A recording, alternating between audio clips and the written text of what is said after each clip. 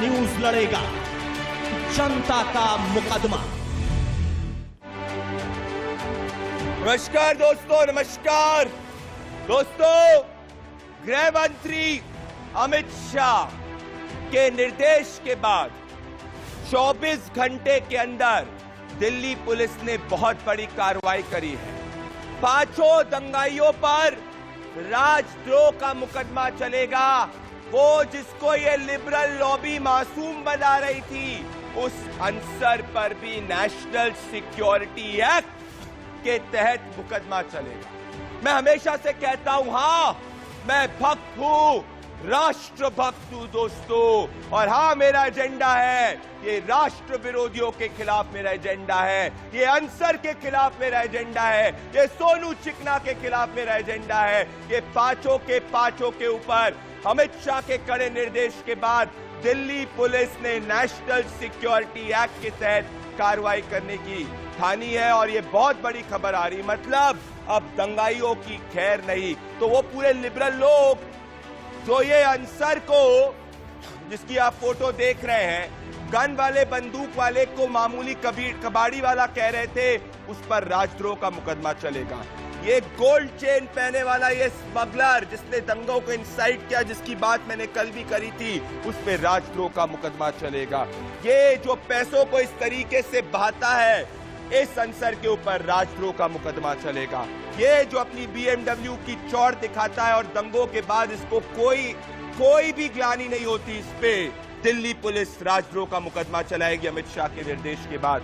और ये जो अपने आप को मुसलमान कहता है, पर अगर इसके आप देखेंगे शराबों के साथ ये घिरा हुआ है, इसके ऊपर राजद्रोह का मुकदमा चलने वाला है। मतलब दंगाइयों पर नो कॉम्प्रोमाइज। और आज मैं इस अंसर के प्लान को और एक्सपोज करूंगा, क्योंकि मेरे पास और एक्सक्लूसिव फुटेजेस है जो ये बताएगा कि किस तरीके से इस अंसर ने पूरी की पूरी साजिश रची थी और इसके जिहादी कनेक्शन भी है। अगर आप अपने स्क्रीन पर देखें पहला सीसीटीवी फुटेज जो मैं आपको दिखाना चाहता हूं, इसमें आप ध्यान से देखिए किस तरीके से ये एक रात पहले का है, 2:30 का रात में ये रॉड्स इकट्ठा कर रहे हैं। ये रॉड्स इकट्ठा कर रहे हैं, किसी को बुला रहे हैं, मतलब कि ये एकदम से हुआ दंगा नहीं है। तो वो मासूम सा कबाड़ी वाला जिसकी बात लिबरल लॉबी वाले कर रहे थे, उसने पहले से उसके आदमियों के जरिए ये प्लानिंग रची थी और इस पर अब नेशनल सिक्योरिटी एक्ट के तहत कार्रवाई होने वाली है। आगे बढ़ना चाहता हूं मैं और दिखाना चाहता हूं दूसरा विजुअल। अगर आप दूसरे विजुअल को ध्यान से अपनी स्क्रीन पर देखेंगे तो पहले विजुअल से साबित हो गया कि ये कोई मासूम नहीं था, इसके लोगों ने पहले से प्लानिंग करी थी। अगर आप दूसरा वीडियो देखेंगे SDPI वाला, जिसने जंतर मंतर पे धमकी दी थी और कहा था कि अगर RSS के खिलाफ केंद्र सरकार कार्रवाई ना करेगी तो उसके बाद ये रुकने वाले नहीं। जरा सुनिए एक बार। हम भारत सरकार से मांग करते हैं कि या तो इन पे पाबंदी लगा दे, वरना हमारे हाथ पीछे नहीं बंधे हुए, हम अपने दिफा के लिए खड़े हो गए तो फिर आपको संभालना भारी पड़ेगा। और बहुत सारी तंजीमें जो हिंदुत्ववादी ये भारत के अंदर अमन चैन खत्म करने की कोशिश कर रही है, हम भारत सरकार से मांग करते हैं कि या तो इन पे पाबंदी लगा दे, वरना हमारे हाथ पीछे नहीं बंधे हुए, हम अपने दिफा के लिए खड़े हो गए तो फिर आपको संभालना भारी पड़ेगा। तो क्या ये अंसर के जिस पे राजद्रोह का मुकदमा चल रहा है, क्या इसके SDPI के साथ कनेक्शन थे? क्योंकि SDPI उसी दिन ओपन धमकी दे रही है। मैं तीसरा वीडियो दिखाऊंगा जो मस्जिद से पत्थरबाजी हुई उसका वीडियो है, जो लाइव सिटीजन जर्नलिस्ट ने भेजा है। जरा एक बार आप देखिए, जो ये कंफर्म करेगा। जरा एक बार वीडियो दिखाइए कि अंसर के लोग मस्जिद के ऊपर से भी पत्थर फेंकने की कोशिश कर रहे थे। इसके बाद मैं आना चाहता हूं चौथे वीडियो के ऊपर दोस्तों, जो ये स्पष्ट करेगा कि ये अंसर के जो एक्शन है, ये सिर्फ यहीं के लोग द्वारा नहीं, ये इलीगल बांग्लादेशियों के साथ भी टच में था। जरा इस वीडियो के ऑडियो को ध्यान से सुनिएगा और देखिएगा किस तरीके से ये बांग्ला भाषा नहीं, बांग्लादेश में बोली गई भाषा का इस्तेमाल हो रहा है।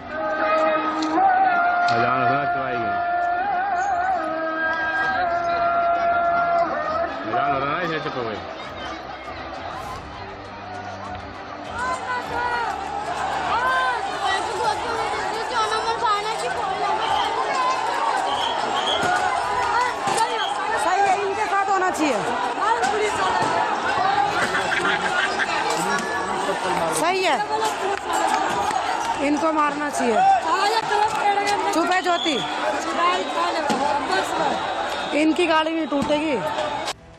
तो आप देखिए अजान के ये अंसर के लोग जो है ये बैक कर रहे हैं राइट को, और ये जो शब्द का इस्तेमाल है लागित से, ये बांग्ला नहीं है दोस्तों, ये बांग्लादेशी द्वारा बोली जाती है। इस क्लियर डिफरेंशिएशन। और आखिरी वीडियो में दिखाऊंगा किस तरीके से ये दंगाई पत्थर और तलवार ऊपर रख रहे हैं, हाथ में पत्थर फेंक रहे और तलवार रख रहे हैं, और आजान के वक्त कुछ सेकंड के लिए बस रुक जाते हैं। जरा ध्यान से देखिए।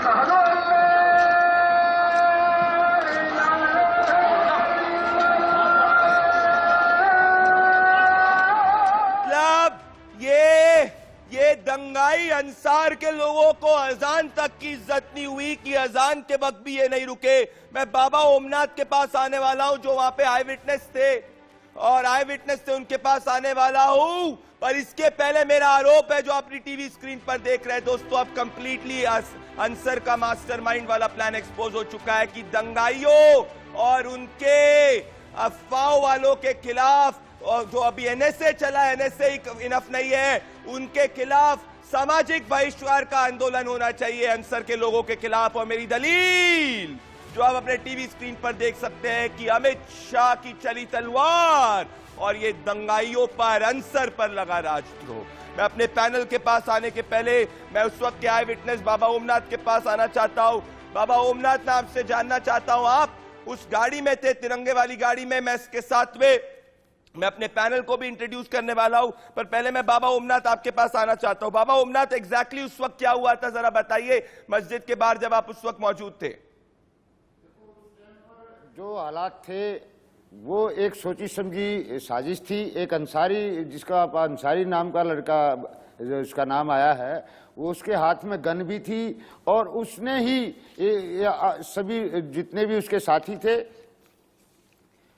उन्होंने ही अपनी सारी प्री प्लानिंग से ये सब काम किया। मस्जिद के सामने जब हमारा शोभा यात्रा पहुंच चुकी थी तो उन्होंने ऊपर से पथराव किया। पथराव के बाद पीछे से भगदड़ मच गई, क्योंकि जो हनुमान भगत थे, राम भगत थे हमारे, जो जितने भी इस शोभा यात्रा में शामिल थे, सबके ऊपर पथराव हुआ, भगदड़ मच गई, और हमारे ऊपर भी पत्थर लगे, कांच के बोतलें, मस्जिद के ऊपर से बोतलें आने लगी। और इस ये जो गन चला रहा था, हमें नहीं पता था इसका नाम अंसारी है। इस अंसारी की बहुत बड़ी प्लानिंग थी इसके ऊपर रचने की, और उसी के कहने के ऊपर सारा ये खेल रचा गया। और हनुमान जी की मूर्ति खंडित हो गई, हमें भी चोट लगी और कार्यकर्ताओं को भी चोट लगी, और मस्जिद के दरवाजे बंद थे। इन्होंने जो आरोप लगाए हैं कि मस्जिद के अंदर घुसने की कोशिश की, किसी ने घुसने की कोशिश नहीं की, सबको वहां से निकलने की, जान बचाने की कोशिश की। कौन घुसेगा मस्जिद में जब वो लोग ऊपर से पत्थर बरसा रहे हैं। बहुत बड़ी बात की है आपके आई विटनेस अकाउंट ने, पूरी की तरीके से पर्दाफाश कर दिया है साजिश पे। मैं अपने साथ अपने गेस्ट को इंट्रोड्यूस करना चाहता हूं। मेरे साथ आचार्य प्रमोद कृष्णन जी, कांग्रेस पार्टी के सीनियर लीडर जुड़ रहे हैं। मेरे साथ शाजिया इल्मी जी, भारतीय जनता पार्टी की नेशनल स्पोक्स पर्सन। मेरे साथ A K. Vajpayee ji, senior political analyst जुड़ रहे हैं। मेरे साथ कलीमुल हफीज जी जुड़ रहे हैं, एआईएमआईएम के नेशनल और सीनियर लीडर। और मेरे साथ कुछ ही समय में आम आदमी पार्टी के नेशनल स्पोक्स पर्सन भी जुड़ने वाले हैं। पहले मैं शाजिया इल्मी, आपके मेरे साथ आम आदमी पार्टी से कैप्टन शालिनी भी जुड़ रही हैं, जो नेशनल स्पोक्स पर्सन है आम आदमी पार्टी की। मैं शाजिया इल्मी, आचार्य प्रमोद कृष्णन, और फिर आम आदमी पार्टी से शालिनी जी आपके पास आ रहा हूं। पहले मैं शाजिया इल्मी और आचार्य प्रमोद कृष्णन के पास आना चाहता हूं। आचार्य प्रमोद कृष्णन जी, आपसे शुरू करना चाहता हूं। आचार्य प्रमोद कृष्णन जी, अब यह साफ हो चुका है कि जो पहले सोचा गया था कि यह मासूम स्क्रैप डीलर था, नहीं है, अब इसके ऊपर एनएसए लगने वाली है। तो पूरी की पूरी जो लॉबी बैक करने की कोशिश कर रही थी, वो लॉबी का पूरा झूठ एक्सपोज हो गया है। आचार्य प्रमोद कृष्णन जी, इस पर कांग्रेस पार्टी खुल के क्यों नहीं बोल रही है? इस पर कांग्रेस पार्टी क्यों नहीं डिमांड कर रही है कि दंगाइयों के खिलाफ राजद्रोह होना चाहिए? आज अमित शाह ने राजद्रोह का मुकदमा चलवाने की बात कर दी दिल्ली पुलिस को।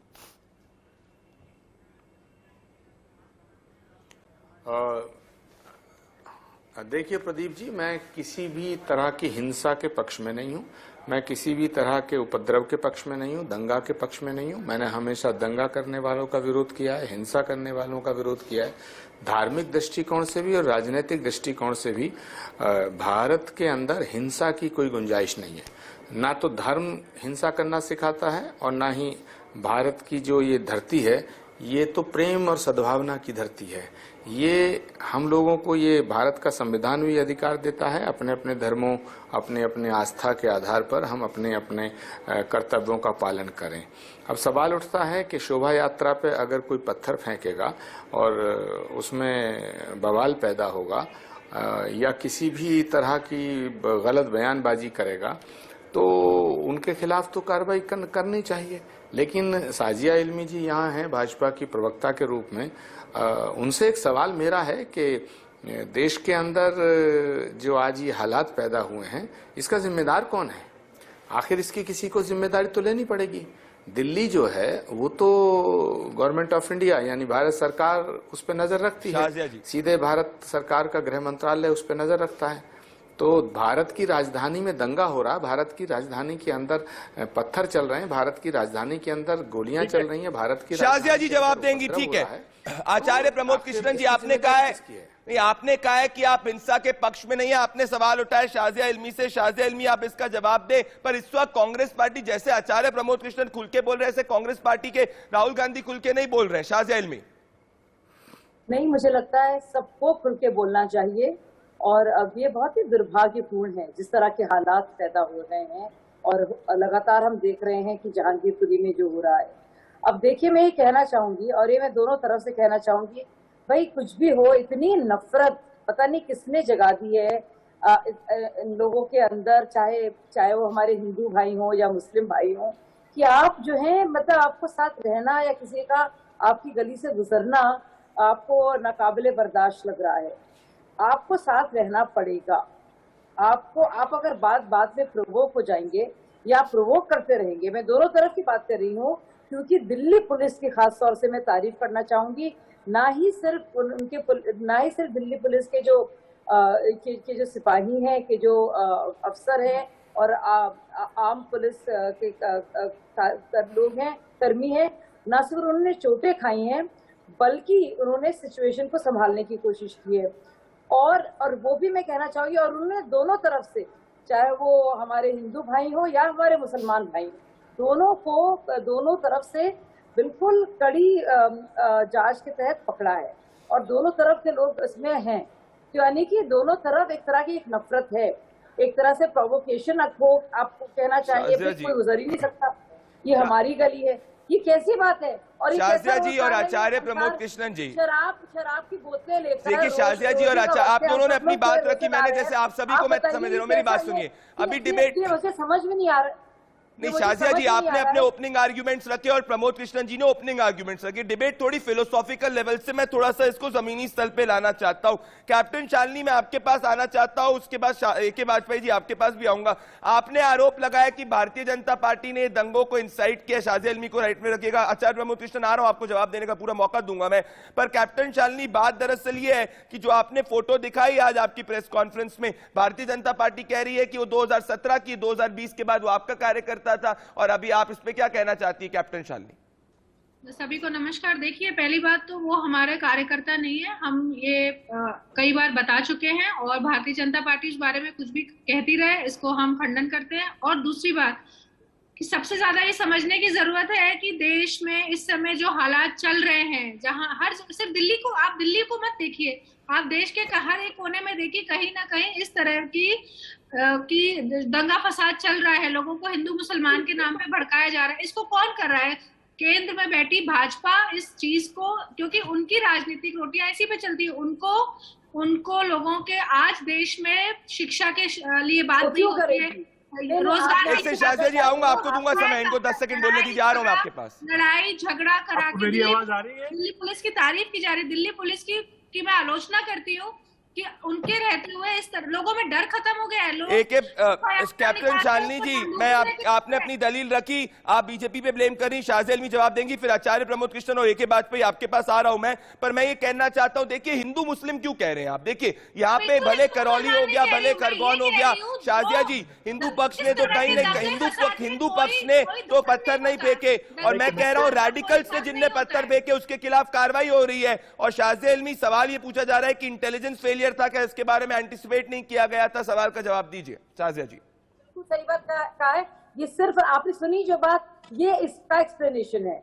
अभी मुझसे पहले जो मोहतरमा बोल रही थी उन्होंने सारी बात साफ कर दी है। असल में दिखाना है कि भाजपा कुछ कर रही है, भाजपा लगातार कुछ कर नहीं रही, रही है। कैप्टन शालिनी वो नहीं बोली थी, एक के ऊपर एक मत बोलिए। कैप्टन शालिनी एक के ऊपर एक मत बोलिए। कैप्टन शालिनी एक के ऊपर एक मत बोलिए। शाजिया जी को बोलने दीजिए, आपने 20 सेकंड अपनी बात रखी थी, शाजिया जी बोलेंगी फिर मैं आऊंगा, आप सब अपने उसमें बोलिएगा। शाजिया हर चीज के लिए, क्योंकि ये बीजेपी को ब्लेम कर रही है और ये जानती है कि अगर इस तरह से दंगे फसाद इनकी पार्टी भड़काएगी तो जाहिर है बीजेपी पर ब्लेम आएगा, देश विदेश में लोग बात करेंगे। तो इसलिए साफ ही सबूत है कि ये इस तरह की सोच वाले लोग जो है इस तरह की हिंसा को भड़का रहे हैं, बाकायदा नफरत की आग लगा रहे हैं, ताकि कुछ कह तो सकते नहीं है तो भारतीय जनता पार्टी को ब्लेम करते रहो। ये सब भारतीय जनता पार्टी नफरत की आग लगाना इतना आसान नहीं है शाजिया जी और कैप्टन शालिनी जी। नफरत की देखिए बात नफरत की नहीं, बात यह है कि इस देश में रेडिकल्स हैं जो इस देश से प्यार नहीं करते, उनको हम लोग को हिंदू मुसलमान में नहीं जोड़ना चाहिए। रेडिकल्स हैं, उनके खिलाफ कार्रवाई होनी चाहिए। आज इसकी वजह से जो है ये आपका ये हाल हुआ है और ये आप देश को आप जो है आप जलाने की कोशिश कर रही है अपनी नाकामी की वजह से। आप ना आम लोगों को आप जो है ना इसका शिकार ना बनाइए, इसीलिए अपनी नाकामी का, अपनी नफरत का, अपनी पुनज़हनी का शिकार आप आम लोगों को ना बनाइए। लड़िए अगर हिम्मत है, लड़िए।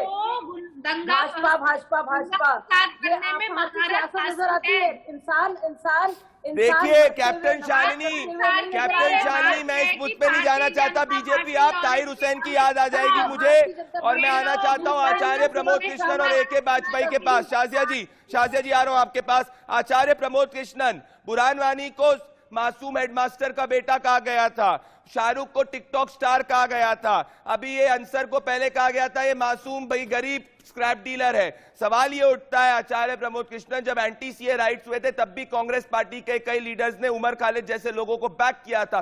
कांग्रेस क्यों नहीं ओपनली डिमांड करती कि दंगाइयों पर राजद्रोह होना चाहिए? आचार्य प्रमोद कृष्णन। देखिए प्रदीप भंडारी जी, मैं इसे भाजपा, कांग्रेस और आम आदमी पार्टी के बीच में इस तरह की बात के इस नज़रिए से नहीं देखना चाहता। मैं इसे देश के नज़रिए से देखना चाहता हूं, मैं इसे इंसानियत के नज़रिए से देखना चाहता हूं। अभी साजिया इल्मी जी जो बात कह रही थी कि ये ब्लेम और आरोप लगाना, भाई एक बात बताइए, 2014 से पहले जब डॉक्टर मनमोहन सिंह प्रधानमंत्री थे 2004 से 2014 में, तो एक मच्छर भी मर जाता था तो आप लोग तो कहते थे कांग्रेस की जिम्मेदारी है, प्रधानमंत्री की जिम्मेदारी है। किसी की जेब कट जाती थी तो कहते प्रधानमंत्री जवाब दे, जरा सा कुछ हो हल्ला होता था तो प्रधानमंत्री जवाब दे। तो अगर 2014 तक देश में जो भी होता था उसकी जिम्मेदारी कांग्रेस की सरकार की थी और प्रधानमंत्री की थी, तो भारत की राजधानी में इतना बड़ा दंगा हो रहा है, इसकी जिम्मेदारी कौन लेगा? आम आदमी पार्टी वाले कहते हैं साहब दिल्ली पुलिस हमारे कंट्रोल में नहीं, लॉ एंड ऑर्डर हमारे कंट्रोल में नहीं, वो कहते हैं साहब भाजपा के कंट्रोल में। दूसरी बात साजिया इल्मी, अगर आप ये कह रही हैं कि इसमें आम आदमी पार्टी के कार्यकर्ताओं का रोल है, आम आदमी पार्टी के जो पकड़े गए लोग उनसे संबंधित हैं, तो फिर आम आदमी पार्टी पे भी मुकदमा दर्ज करिएगा। आप आरोप लगा करके और पल्ला नहीं जवाब दीजिए शाजिया जी, आपकी रिस्पॉन्सिबिलिटी है, ये शाजिया जी जवाब दे। आचार्य प्रमोद कृष्णन। शाजिया जी, सबसे पहले तो मैं ऐसा कुछ भी नहीं कह रही हूँ, सब जानते हैं क्या हो रहा है और सबको पता है कि आम आदमी पार्टी का रोल सीए के दौरान क्या था, कैसे मनीष सिसोदिया वहां बाकायदा गए थे, और हम सब जानते हैं शर्जील इमाम का और अमानतुल्लाह की जो तस्वीरें जो सामने आई हैं और क्या रोल निभाया है, सब जानते हैं आम आदमी पार्टी की किस तरह से काम करती है। तो मुझे कुछ कहने की जरूरत नहीं है, मुझे लगता है लोग अच्छी तरह से जानती है कांग्रेस के बारे में भी और आम आदमी पार्टी के बारे में भी, क्योंकि ये जो हमारी मोहतरमा जो है बड़े ज्ञान दे रही थी और कह रही थी कि इलेक्शंस की वजह से कोई इलेक्शन एक तो अव्वल तो हो नहीं रहे हैं, सबसे पहले मैं आपको बता दूं। और मैं इसलिए दिल्ली पुलिस की बात कर रही थी क्योंकि जितने भी दंगाई हैं, क्योंकि कड़ी निंदा ना सिर्फ आम आदमी पार्टी के चीफ ने की है अरविंद केजरीवाल ने, बल्कि होम मिनिस्टर ने कहा है कि कार्रवाई हो, तो चाहे कुछ लोग हों और दोनों पक्षों के लोग हों, चाहे उसमें हमारे हिंदू साथी हों या मुस्लिम साथी हों, उन दोनों को पकड़ा गया। पर ये मैं कहना चाह रही हूँ कि पत्थर ही पत्थर फेंके जा रहे हैं। आप कह रहे हैं आप प्रोवोक हो गए, आप प्रोवोक हो जाएंगे क्या? मैं यही तो बात कह रहा हूं शाजिया जी की पत्थर। देखिए सवाल तो आपसे भी पूछा जाएगा शाजिया जी, क्योंकि इस वक्त पूर्ण बहुमत की सरकार आपकी। आपने एक सही कदम लिया कि आपने दंगाइयों पर एनएसए किया, राजद्रोह का मुकदमे अमित शाह जी ने किया, बिल्कुल सही है। पर साथ में सवाल यह भी उठता है कि स्थिति कैसे आई कि दंगाइयों को इतने सारे पत्थर वहां पे आए और पता नहीं चला, यह भी स्थिति उठती है। कैप्टन शालिनी के पास आने के पहले और आचार्य प्रमोद कृष्णन जो बात कह रहे हैं उसमें सहमत हूं कि 2014 के बाद से आपकी पूर्ण बहुमत की सरकार है, तो सवाल आपसे भी पूछे जाएंगे। पर Acharya Pramod Krishnan can also not obfuscate in what happened in Rajasthan, जहां पे अशोक गहलोत से जब पूछा गया तो उन्होंने कहा कि जय श्री राम के जो नारे थे वो प्रोवोकेटिव थे। तो इसीलिए ए.के. वाजपेयी मैं आपके पास आना चाहता हूं और फिर कैप्टन शालिनी के पास आऊंगा। ए.के. वाजपेयी, यहां पे आम आदमी पार्टी ने आरोप लगाया कि भारतीय जनता पार्टी दंगा फैलाती है, बीजेपी कह रही है कि आम आदमी पार्टी कह रही है। ए.के. वाजपेयी मैं आपसे जानना चाह रहा हूं, इस वक्त जो पीछे जाएगा इस दंगों से वो देश पीछे जाएगा। ये दंगाइयों पर एनएसए जो लगा है, साथ में सामाजिक बहिष्कार होना चाहिए। ए.के. वाजपेयी। देखिए प्रदीप जी, ऐसा है कोई भी सरकार हो, चाहे बीजेपी हो, कांग्रेस हो या आम आदमी पार्टी की सरकार हो, सरकारें हमेशा संविधान के अलावा नहीं चल सकती हैं। सिर्फ और सिर्फ संविधान और कानून के हिसाब से सरकार चलती है और वही संविधान सबको स्वतंत्रता देता है कि अपने धार्मिक जो एजेंडे हैं उनको चलाएं, अपनी प्रैक्टिस करें संविधान के हिसाब से। अगर एक प्रोसेसर निकल रहा है रामनवमी के अवसर पर, तो ये अधिकार किसने दिया कि आप पत्थरबाजी करिए? देखिए ये तो फैक्ट स्टैब्लिश हो गया कि मस्जिद से पत्थर चलाए गए, उनके घरों से पत्थर चलाए गए, तो क्या हमको रामनवमी पे हिंदू धर्म के प्रचार करने का अधिकार नहीं है? देखिए 23 आदमी पकड़े गए हैं और 23 आदमी से 17 लोग जो है वो मुस्लिम कम्युनिटी से पकड़े गए हैं। तो क्या हम इसको क्या कहेंगे? कानून का अपना काम नहीं करेगा, धार्मिक उन्माद बीजेपी फैलाएगा, धार्मिक उन्माद सिर्फ एक पार्टी फैलाएगी। जवाब दीजिए कैप्टन शालिनी। कैप्टन शालिनी, आप क्या दंगाइयों पर एनएसए को बैक करती है कि नहीं करती है? दंगाइयों पर एनएसए को बैक करती है कि नहीं करती है? मैं आपसे ये जानना चाहता हूँ। जो भी देश में दंगा फैलाने का काम करे उस पे जो एज पर लॉ है वो उन पे कार्रवाई की जानी चाहिए। लेकिन ये इनका ये कहना है कि मुस्लिम खाली दंगा फैलाते हैं या आम आदमी पार्टी का उसमें रोल है, जैसे कि शाजिया जी कह रही थी कि हमारा बहुत बड़ा रोल है, ये सब गलत स्टेटमेंट से देने के लिए इस समय शाजिया जी आपको सुनने में भी दिक्कत है। मुझे बोलने दीजिए शाजिया जी, आप बोलती है तो मैं भी सुनती हूँ, थोड़ा सुनने का भी मादा रखिए। खाली एक आम आदमी पार्टी को बोलते इस समय देश में जो हालत हो गई है, मनगढ़ंत कहानियां बता सकती है जितना आपको शौक हो, लेकिन मेरा नाम लेकर आप झूठ नहीं बोलने दूंगी आपको मेरे नाम से। हालात है आज देश को, जहाँ पे आप लोगों ने 2014 से जहाँ पे आज लाके खड़ा कर दिया है, आप लोगों को अपने गिरबान में देखना चाहिए। लोगों को भड़काना, कहाँ खड़ा कर दिया है? बहुत अच्छी जगह खड़ा कर दिया है। बहुत शर्म है। ये आप लोग कोशिश कर रहे हैं, ये आपके वोट बैंक की राजनीति है और मेरा देश जो है बहुत शानदार देश है। आपकी जितनी भी कोशिश है, चाहे शोएब इकबाल को आप ले आइए, चाहे अमानतुल्लाह को आप ले आइए, चाहे और आप दिल्ली पुलिस की बात कर रही थी, मैं अभी आपको एविडेंस देती हूँ उनकी झूठ का। बोलिए, कलम दे, बंदूक ना दे, लेकिन मैं एविडेंस मैं बोल सकती हूँ। उनका हो गया, मनीष सिसोदिया ने बाकायदा ट्वीट करके इतने संवेदनशील मौके पर, आपको याद है जामिया में जो हुआ था, क्या ट्वीट करके कहा था कि दिल्ली पुलिस ने आग लगाई है। सोचिए, डिप्टी सीएम है, मतलब मुझे समझ में नहीं आता कि आपको उसका कुछ देना नहीं था। बाद में लोगों ने कहा तो माफी मांगी उस इंसान ने। सोचिए, ये आग में घी लगाने का काम करने वाली पार्टी है। ये ऐसे शातिर लोग हैं भाई, बच के रहना। कैप्टन शालिनी, आप शातिरों के लिए काम कर रही हैं। मैं एक बार पॉइंट पे आना चाहता हूँ।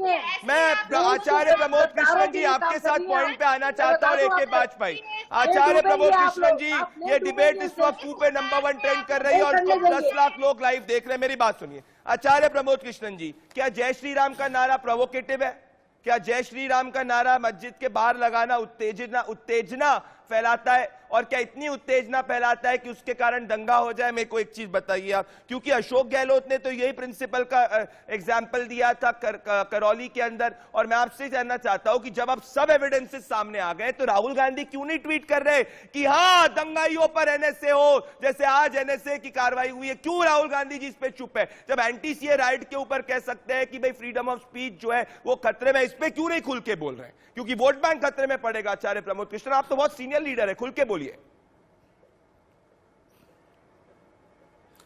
देखिए प्रदीप जी, मैं इसे हिंदू मुसलमान के नजरिए से नहीं देखना चाहता। दंगा जो करता है दंगाई, वो दंगाई है, वो हिंदू है या मुसलमान, उससे क्या हमदर्दी? अगर किसी ने दंगा किया तो उसको सजा मिलनी चाहिए, किसी ने हमला किया उसको सजा मिलनी चाहिए। लेकिन सवाल इस बात का है कि ना तो दिल्ली की सरकार हमारी, ना भारत सरकार हमारी, और साजिया जी ये कह रही है कि साहब सब पे सबकी जिम्मेदारी बनती है, जो भी है ठीक है, एक इंसानियत के नाते सामाजिक दृष्टिकोण से तो ये कहा जा सकता है। लेकिन आप सरकार चला रहे हैं, दिल्ली की सरकार जो है वो आम आदमी पार्टी की है और भारत सरकार आपकी है, दिल्ली को भारत सरकार देखती है। तो भाई ये दंगा हो क्यों रहा है, ये सवाल तो उठेगा। अब सवाल इस बात का, ना तो हमारी दिल्ली सरकार ना भारत सरकार, और सवाल हमसे किए जा रहे हैं। अब राजस्थान का जहां तक सवाल है, आचार्य प्रमोद कृष्ण जी, क्या जय श्री राम का नारा प्रोवोकेटिव है? जिम्मेदारी अशोक गहलोत जी की सरकार की है। लेकिन अगर मैं आ रहा हूं, I am coming on that point, please मैं आ रहा हूं, मुझे 5 सेकंड दीजिएगा। अगर राजस्थान के अंदर दंगा होता तो निश्चित उसकी जिम्मेदारी राजस्थान सरकार की है। लेकिन अगर मध्य प्रदेश में दंगा होता है तो उसकी जिम्मेदारी आप दिग्विजय सिंह जी पे डालते हैं, उसकी भी कांग्रेस पे। तो बीजेपी की जिम्मेदारी क्या है? अगर बीजेपी से देश नहीं संभल रहा है तो भाई इस्तीफा देके हट जाइएगा। जय श्री राम का नारा प्रोवोकेटिव है? कांग्रेस को देश चलाने दीजिएगा। क्या जय श्री राम का नारा प्रोवोकेटिव है? नहीं, जय श्री राम तो हमारे आराध्य है, भगवान राम तो हमारे आराध्य। काश आपकी बात राहुल गांधी को भी बोलनी चाहिए। आचार्य प्रमोद कृष्ण शाह से इल्मी जवाब। घुमा फिरा के आप सारी बात कर रहे हैं, भगवान राम हमारी आस्था भगवान राम का भी दंगा कराने की शिक्षा नहीं देते। भगवान राम का नाम लेकर जो दंगा कर रहे हैं वो भगवान राम के भक्त नहीं हो सकते। भगवान राम का नारा लगाने वाले अगर दंगा करते हैं वो भगवान राम के भक्त नहीं हो सकते। भगवान राम हमारी आस्था के केंद्र हैं, मर्यादा पुरुषोत्तम है वो। शाजिया जी, मर्यादा पुरुषोत्तम भगवान श्री राम का मैं ये कहना चाहूंगी, देखिए सालों साल तैयार नहीं। हमारे मुसलमान भाइयों ने सड़कों पे नमाजें पढ़ी है, लोगों ने इंतजार किया है जुमे की नमाजें हो। मैं बता रही हूँ, मैं ये पब्लिक फंक्शन में थी और आप यकीन नहीं करेंगे, मेरे इफ्तार का वक्त था, मैंने किसी से कहा था और वो गैर मुसलमान था। दंगा कौन करा रहा? आप बताते क्यों नहीं? सरकार आपकी है, दिल्ली पुलिस आपकी है।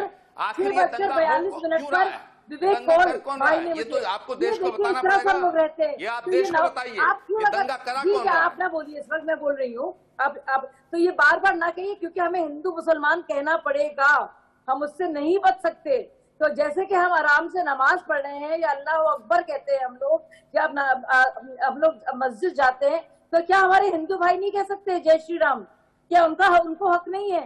मतलब क्या बात आप लोग कर रहे हैं? बिल्कुल। और कांग्रेस पार्टी के एक स्पोक्सपर्सन ने कहा था कि अगर मैं हिंदू हूं तो अपने फेथ को स्ट्रीट पर नहीं लेके जाऊंगा। एक सीनियर स्पोक्सपर्सन ने कहा था। आचार्य प्रमोद कृष्ण, आपको इनको स्कूल करना चाहिए, क्योंकि मैं 3 बार अगर बोलूंगा जय श्री राम जय श्री राम जय श्री राम इस शो पे, तो इससे कोई प्रवोक नहीं हो सकता। देश इस वक्त इस मुकदमे पर रिएक्ट कर रहा है। देखिए देश किस तरीके से कूपे रिएक्ट कर रहा है। तुरंत लौट रहा हूं। देखिए मैं एक चीज पूछ रहा हूं कैप्टन शालिनी आपसे, और फिर ए.के. वाजपेयी, प्लीज आप भी डिबेट में आइए।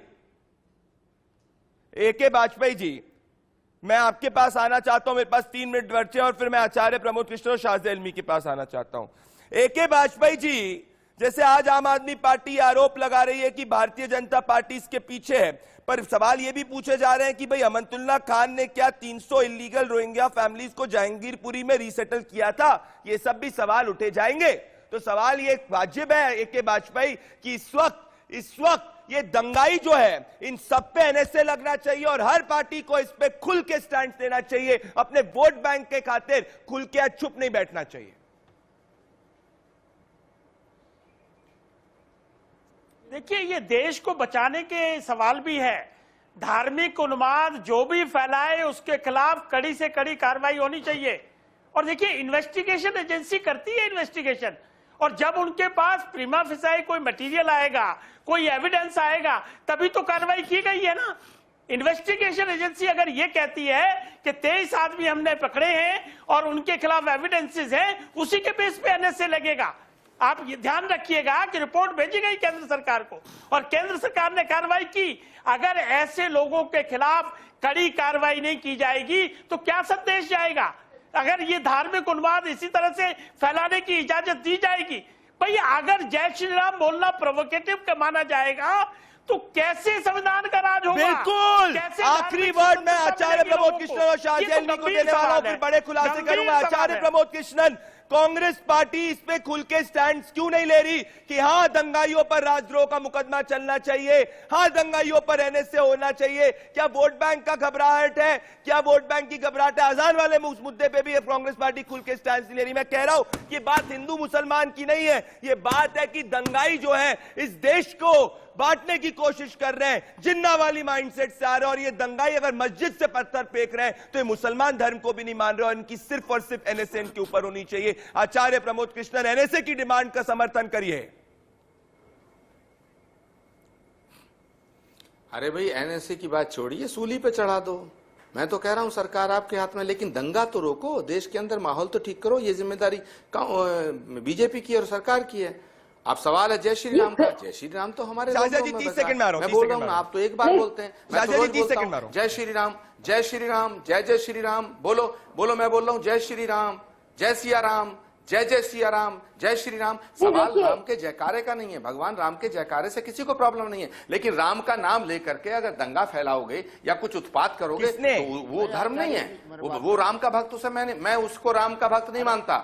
अगर कोई जय श्री राम बोल कर घर फूंकता है, मैं उसे राम भक्त नहीं मानता। मैं बोल रहा हूँ ना, मैं बोल रहा हूँ, बोलो बोलो मेरे साथ बोलो, जय श्री राम। नहीं आचार्य जी, जय जय श्री राम, जय सिया राम, जय जय सिया राम। मैं बोल रहा हूँ, मैं तो रोज बोलता हूँ। आचार्य जी आप खुद बोलते हैं, सही है, पर जब मस्जिद के सामने जय श्री राम बोला गया था तब पथराव हुआ था। शाजिया जी, जय श्री राम, जय श्री राम। आप बोलिए, साजिया जी बोलिए, साजिया जी बोलिए, जय जय सिया राम, शाजिया जी, जय जय सिया राम। शाजिया एलमी बोलिए, मैं मेरी ये गुजारिश साजिया जी बोलिए, जय श्री राम। डिबेट की कोई जरूरत नहीं है, प्लीज, डिबेट की जय नहीं, जय जय सिया राम, जय जय आचार्य प्रमोद कृष्णन किसी भी जय श्री राम डिबेट की कोई जरूरत नहीं। आचार्य प्रमोद कृष्णन, शाजिया एलमी, हो गया काम, जय श्री राम, हो गया काम, जय श्री राम, हो गया काम, जय जय सिया राम। बोलो बोलो बोलो, जय श्री राम। डिबेट की जरूरत ही नहीं। ये आपकी चालाकी है, ये आपकी चालाकी है। इससे क्या मैसेज जाएगा? आप बड़ी कार्रवाई की बात भी कहेंगी, अरविंद केजरीवाल उसकी भी मांग करेंगे और दिल्ली पर पुलिस की आलोचना भी करेंगे। वाह भाई वाह, यानी कि कार्रवाई हो तो आप कहेंगे दिल्ली पुलिस गलत कर रही है। ये जो चालाकी है ना, ये जो शातिर दिमागी है ना, इसको हम समझते हैं। समझ में आया आपको? ये है आपकी चालाकी, ये आम आदमी पार्टी की है। मैं कांग्रेस के फोड़पन की बात भी नहीं कर रही हूँ, मैं बात कर रही हूँ आम आदमी पार्टी की शातिर दिमागी की और बदमाशी की। और ये मैं आप दोनों से कहना चाह रहा हूं आचार्य प्रमोद कृष्णन जी, मैं बाबा ओमनाथ के पास आऊंगा, पर आचार्य प्रमोद कृष्णन, शाजिया एलमी और AK वाजपेयी, मेरा इस पे स्पष्ट है।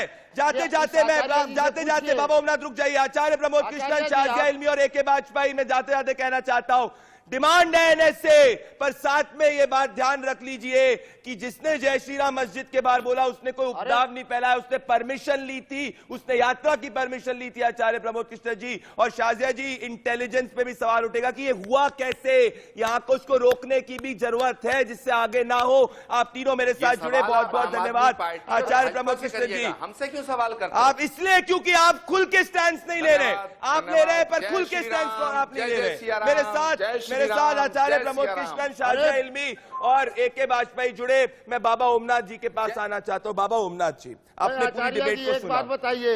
बाबा ओमनाथ जी, एक सेकंड, मेरे पास बड़ी खबर है। प्रदीप श्रीवास्तव का एक्सक्लूसिव ब्रेकिंग है। प्रदीप श्रीवास्तव, एनएसए लग चुका है पांचों के ऊपर। अंसर जिसको मासूम बुलाया जा रहा था उस पर एनएसए लग चुका है। और क्या आप दिल्ली पुलिस से पता कर पा रहे हैं? एनएसए, अमित शाह के एक्शन के बाद एनएसए लगा है। प्रदीप श्रीवास्तव, फिर बाबा ओमनाथ। पहले एक सेकंड, पहले बाबा पहले प्रदीप श्रीवास्तव, फिर आपके पास। प्रदीप श्रीवास्तव, हाँ, देखिए बाबा, प्रदीप, पहले प्रदीप श्रीवास्तव के बाद आ रहा हूं आपके पास। हाँ, बोलिए प्रदीप श्रीवास्तव। ब्रेकिंग। देखिए प्रदीप, जिस तरीके से गृह मंत्रालय के ने जिस तरीके से कड़ी कार्रवाई की और 5 लोगों के ऊपर एनएसए लगा है, उससे बात साबित हो गई है कि कहीं ना कहीं जो है दिल्ली पुलिस जो है किसी भी जो है मुलजिम को इसमें बख्शना नहीं चाहती है। और सबसे बड़ी बात है कि जो 100 इंपॉर्टेंट जो वीडियो जो पुलिस के मिले हैं, उसमें एक एक्सक्लूसिव वीडियो जो है वो ITV नेटवर्क इंडिया न्यूज के पास भी है, जिससे एस्टैब्लिश हो रहा है कि किस तरीके से इस साजिश के पीछे बांग्लादेशियों का हाथ है, उसका और रोहिंग्या का हाथ है। इसका कारण ये कि जो वीडियो अभी हम लोगों ने प्ले किया है, ठीक इसी वीडियो की तस्दीक जो उसमें सब इंस्पेक्टर मेघा मीणा जो घायल हुए थे, उनका भी यही पहला बयान था जब पुलिस कमिश्नर उनसे बहुत बड़ी बात कह रहे हैं प्रदीप श्रीवास्तव जी। मतलब जो पहले दिन से मैं कह रहा हूं बाबा ओमनाथ की ये प्री प्लान कॉन्स्पिरेसी थी, आप उस वक्त तो मौजूद थे। जय श्री राम बोलने वालों ने कोई उपद्रव नहीं क्रिएट किया, कोई उपद्रव नहीं क्रिएट किया, आपने तो मूर्ति को बचाया है। जितने भी ये लोग, उस टाइम पर कोई नहीं था, उस टाइम पर मैं था। और आचार्य जी से मैं बात करना चाहता हूं। भाई आचार्य जी, आप प्रदीप मेरे से बात करिए, आचार्य जी के बोलिए। इस हादसे को आप पार्टियों से क्यों जोड़ते हो? आप कांग्रेस की खीर खा रखी है? कांग्रेस का कब से आप आचार्य हो और कहां से आपने आचार्य किया? हम नाथ पंथ के योगी हैं, हमें ये पता है। आप बताइए उस वक्त क्या हुआ था? सुनिए, बताइए उस वक्त क्या हुआ था डिटेल में। डिटेल जब सुबह से हम शोभा यात्रा निकाल रहे, शांतिपूर्वक, कोई बात नहीं थी। हमारे साथ जितने भी कार्यकर्ता थे, जो भी हमारे साथ भगत थे, किसी के हाथ में कोई ना गन थी ना कोई ऐसा था। एक रेडीमेड जैसे रामायण के अंदर तीर भाले ये ले लेते हैं आर्टिफिशियल, वो सब इनके पास थे और कोई इनका इरादा नहीं था। अगर ये गलत करते और तो पीछे भी कर सकते थे। मस्जिद के सामने ही क्यों मेन पॉइंट बनाया गया? मस्जिद के सामने रख के मेरा जो हनुमान जी की मूर्ति खंडित हुई, मस्जिद के सामने था मैं, पीछे से भगदड़ पड़ी, पीछे से ऊपर से मैंने खुद देखा, पत्थर, बोतलें, कांच की, और जो जो भी उन्होंने फेंका है, और बिस्टा भी फेंका है, ऐसे गंदी चीजें भी फेंकी हैं राम भक्तों के ऊपर। वो भाग गए उधर साइड, अपनी जान बचा ली। क्या नारे लगा रहे थे जिससे उत्तेजित हो गए? क्या नारे लगाए थे? नारे क्या लगाए जा रहे थे उस वक्त? हमने तो वही जय श्री राम का नारा लगाना था, और दूसरी बात हमारी कोई थी नहीं, हमारे मनसा ये नहीं थी। और सुनिए, क्या आपको घाव खुदा है? आपको घाव आए? आपको भी पत्थर लगा? हमारे को छाती में पत्थर लगा, पैर पे पत्थर लगा। दिखाइए एक बार पैर पे। हनुमान जी को पत्थर, इस आचार्य जी से पूछिए क्या हनुमान जी के ऊपर पत्थर लगा है? हम बीच में हनुमान जी को छोड़े और तो हनुमान जी गिर जाए, और मुझे हनुमान छोड़े तो मैं गिर जाऊं, इसलिए हमारी मजबूरी थी, हम बचे।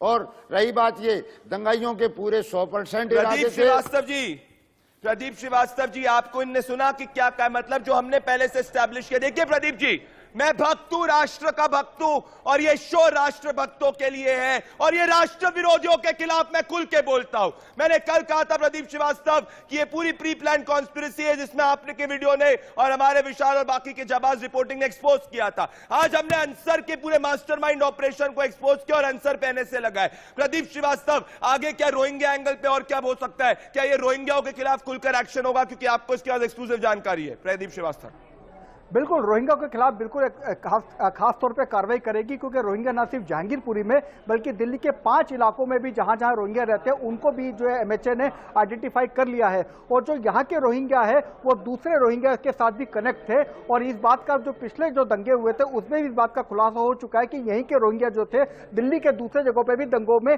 ले जाए गए थे। तो कहीं ना कहीं जो ITV ने जब इस चीज का खुलासा किया, उसके बाद हड़कंप मचा और एमएचए ने भी इस चीज को सीरियस लिया, और दिल्ली पुलिस ने भी हमारे इन वीडियोस को बहुत सीरियसली लिया। जो 100 एक्सक्लूसिव वीडियो जो इस वक्त दिल्ली पुलिस के जांच के दायरे में है, उसके अंदर ये एक्सक्लूसिव वीडियो जो आज हमने इंडिया न्यूज में टेलीकास्ट किया, जिसके अंदर दिखाया गया कि कैसे बांग्लादेशी भाषा में वो लोग नारे लगा रहे हैं। बिल्कुल प्रदीप श्रीवास्तव जी, और कल मेरे पास वो एक्सक्लूसिव एक और वीडियो है जो ये बता रहा है कि अंसर का जो जिहादी कनेक्शन के साथ साथ में रोहिंग्या कनेक्शन ही है। दोस्तों, मैं राष्ट्रभक्तों की लड़ाई लड़ता रहूंगा, क्योंकि हाँ एजेंडा है, राष्ट्र विरोधियों के खिलाफ एजेंडा है। मेरे साथ इस मुकदमे में जुड़ने के लिए बहुत बहुत धन्यवाद। नमस्कार। इंडिया न्यूज लड़ेगा जनता का मुकदमा।